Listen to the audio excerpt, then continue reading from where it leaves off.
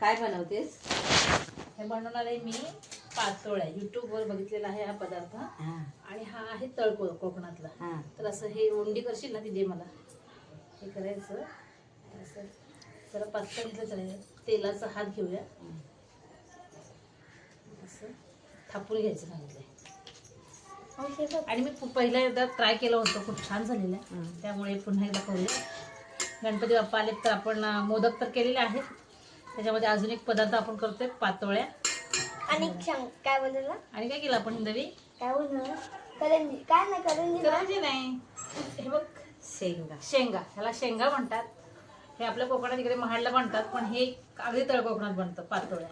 तर असं मस्त हे केलेलं आहे. आता ह्याच्यात आपण टाकूया सारण.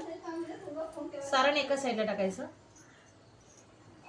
आणि असं हे दुमडायचं. दिसते का त्याच्यामध्ये? बनव पाणी.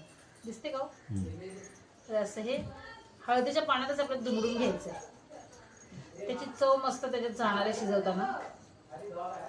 आणि हळदीच्या पाण्यासकट आपण वाफवायला ठेवायचं आहे. आणि वाफवून झालं की दाखवते, खूप छान होणार आहे. ती पण दुसरी घेतलेली आहे. मोदक